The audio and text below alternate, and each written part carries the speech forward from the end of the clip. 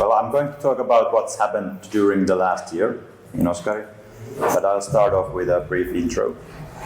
So it all started as a national geoportal for Finland that we were doing, and at some point we decided to open source it. And it looks like this today. So now we are basically getting some benefits from it. We are getting contributions from companies developing some Oskari-based solutions, and we've also in the years that we've developed, it's an old project. So we're developed in a direction that it's more easy to utilize in other than our national geoportal, so more a product-like thing now. It has a server side that's Java, built with Maven, and a front end that's basically JavaScript. We use Webpack to build it. We use Postgres and PostGIS to store the data and Redis for caching and for supporting clustered environments on the servers. And the main thing that probably separates Oskari from many others is that we don't really want to store the data in Oskari, but we fetch it from OGC standard service APIs like BMS, BFS, the OGC API features. That's kind of our thing. And we don't really have like a product to sell, since we are the main driver for it. It's the national geoportal at this point still, but to make it more easy to customize, we've separated the main code base to in GitHub, this Oskari server repository and Oskari frontend repository, and we have this sample server extension and sample application that are actually kind of the software that you can run. So it's more of a modules. You can pick and choose with functionalities you want in your application and use that sample repositories as templates to build your own stuff. So I realized that for the last year, most of what we've been doing is related to this functionality that is called publisher. So you can allow users to create like an code snippets that they can then add to their own pages and embed maps on their own software. And publisher is the functionality that allows you to do that. Another thing that is big this year is theming and this customization to serve your purposes.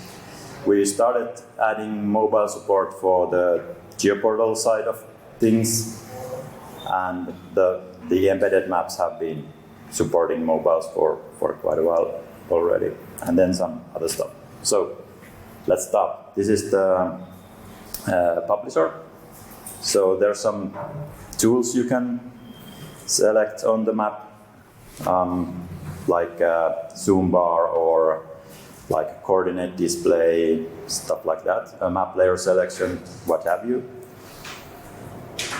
You type in some name that you want to recognize when you return to the geoportal, that this is the map that I'm doing, but that's like the only required information here. You can just click save and you'll get a snippet to embed the map. So we have been adding the tools that the user can use, like what you see is what you get kind of editor here. So you can just check tools that you want to include on that embedded map. And we realized that there's a bunch of them. So it became difficult to find the one that you were looking for, that you wanted to use on the embedded map when they're all in just one listing. So we started restructuring those settings a bit. Like everything that's related to map layers is now in one panel, and we're actually redone all of this user interface that handles the map layers part of these. Theming, you can now, one of the big things that we have seen that people are not usually, or some people are not using the tools that we provide with a simple service because they want to have the tools look like they belong on that page that the map is on, is embedded on. So one big thing that we've added is you can now style the buttons and controls on the map, like the search bar there and the buttons that open. They are actually these Phosphor G official colors. I dig them up from the website to have something Phosphor G promo here. And the blue banner on the pop-up is also the blue color for the conference. You can customize that as well. You can round or select the roundness of the buttons. So previously we only had like square buttons, round buttons. Now there's a slider that you can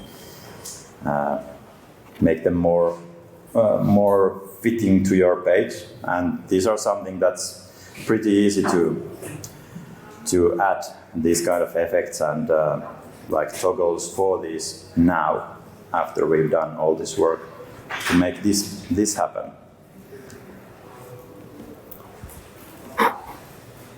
So here you see an Angular version, not Angular JS, but Angular in visual style version of those same controls. And well, there was some, you can track these controls on the map when you're doing your embedded map or publishing the map.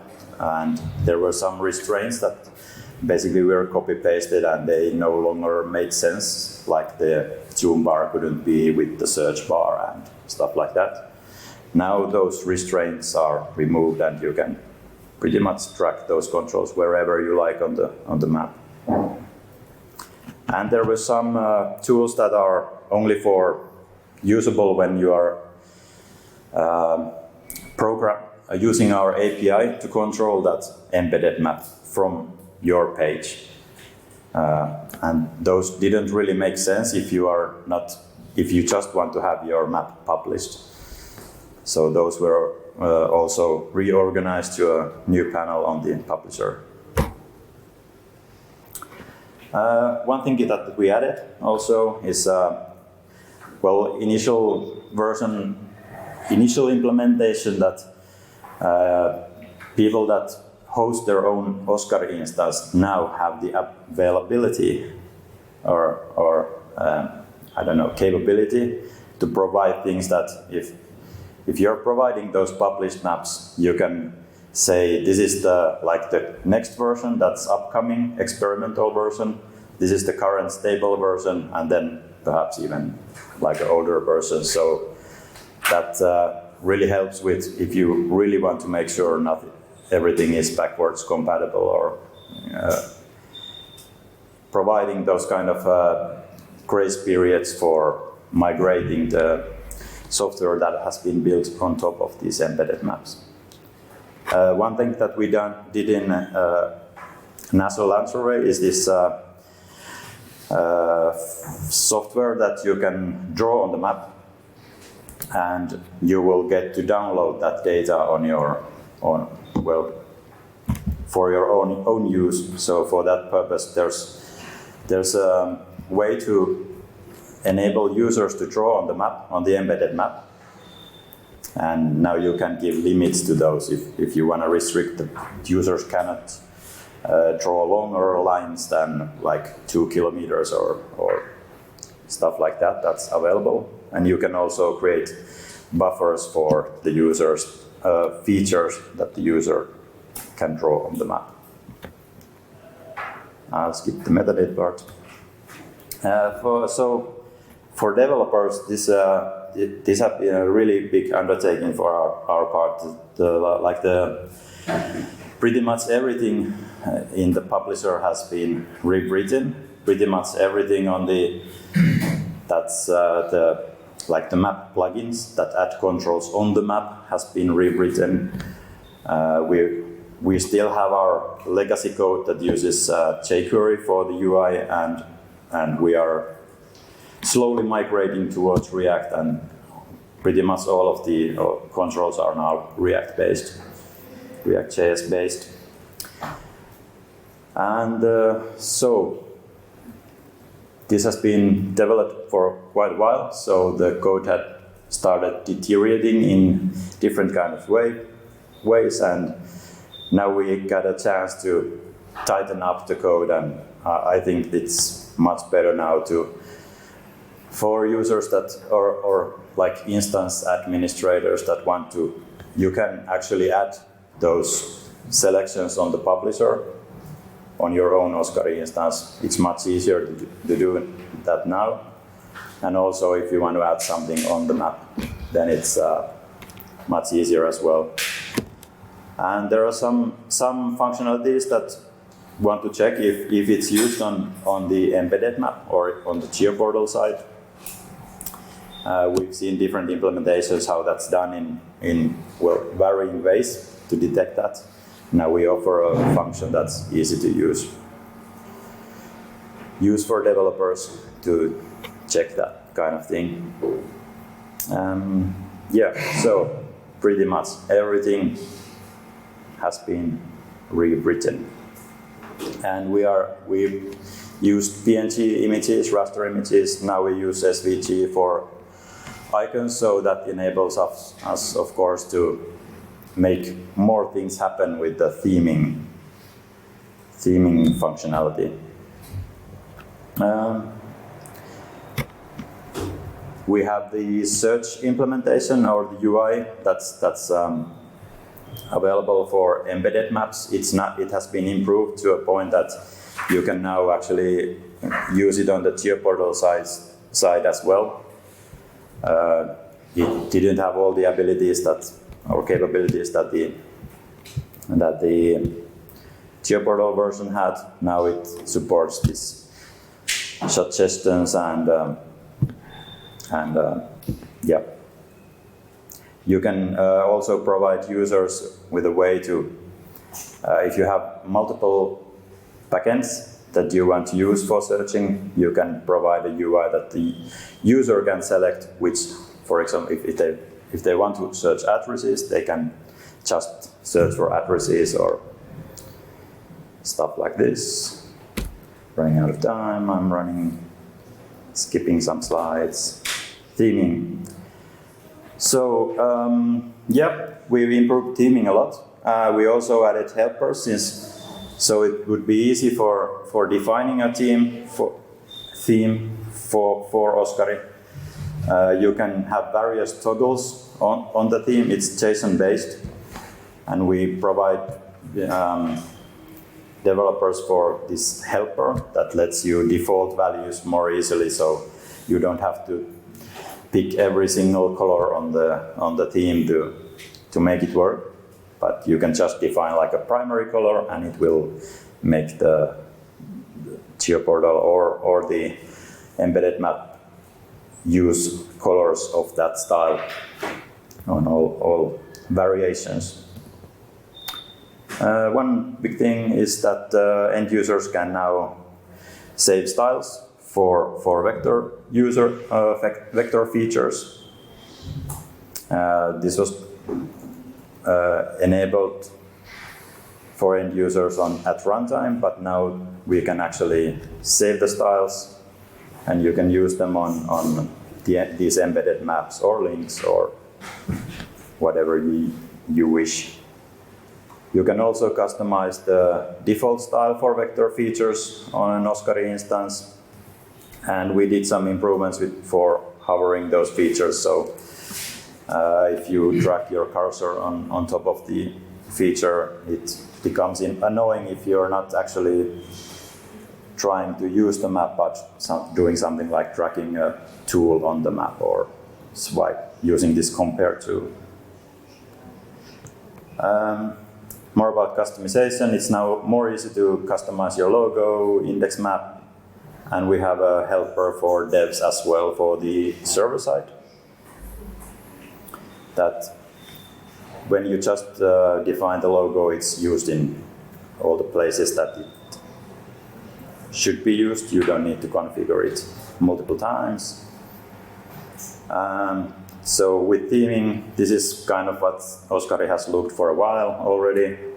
Now we can do the menu on the right side as well. We've done some major restructuring of the code as well. And you can see this is like the white version. And then there's this bloody crimson version as well. That's just for, it doesn't look pretty, but it's different from those two. And yep, mobile support. Let me see. So initial stuff, we've had some problems that like the windows that we open for map layer listing and stuff on the geoportal can open outside of the user, like a browser viewport. And so now we've done things to make it more usable on the mobile. It's still work in progress very much, but we're working on it. So the embedded maps, again, do work well with mobile. The geoportal we are working on. Yeah, something that enables this is this major HTML structure change. Not going to go deep on it, but updating to this was done 2 versions ago, I think. So updating from before that to a new one, we have a migration guide that you can use to. It's not a lot of changes that you need to do for your own apps, but we have instructions for that. Cloud, we've used set up the Oskari demo site on Azure using the app service, and we've added some new options that enable it to be used as like the platform as a service kind of way, using app services. CDN support for front end, so you can get it have the front end in a different domain than the actual server and database stuff. Let's move forward.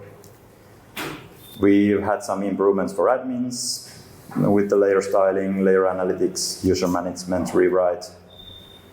And one big thing for developers is that we have this new backend API called describe layer that if you want to know more about it, come ask me, since I'm running out of time. Yep. Thank you.